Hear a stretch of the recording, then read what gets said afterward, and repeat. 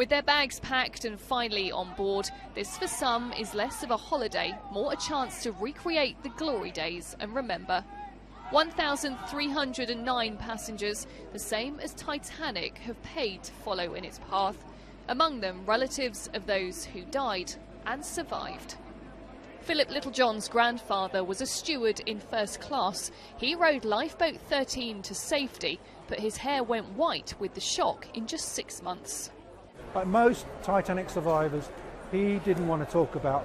He lost too many friends that night. It was something he wanted to shut out of it. And also with male survivors, they felt guilt. They survived when women and children had gone down with the ship. In 1912, Titanic was launched with a fanfare of excitement and expectation. Over 1,500 passengers and crew wouldn't make it to their final destination, sinking into the cold North Atlantic when the ship hit an iceberg.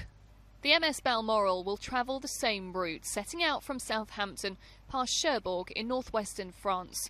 It'll then stop in Cork in Ireland. The ship will then sail across the Atlantic to the site where Titanic sank, where a memorial service will take place. Making sure that's done sensitively has been a priority. And we've got an awful lot of descendants booked on board this ship travelling today, and for them they can't think of any better way than to commemorate their loved ones than be over that site for that magical time on the 14th, 15th of April. For many, this trip is all about experiencing what their relatives went through. In terms of the food and the music, that's going to be similar on board. When it comes to accommodation, it's going to be a little more modern. This original furniture simply on display here in Departures.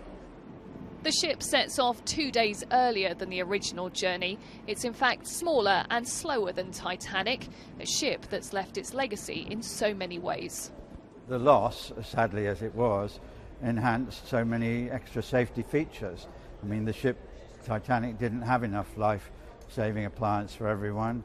They didn't have a continuous radio watch, things like that. So all these safety features were introduced after that disaster. 100 years on, another ship sets sail, a chance for many on board to complete that fateful journey for their family members who never made it to New York. Rhiannon Mills, Sky News in Southampton.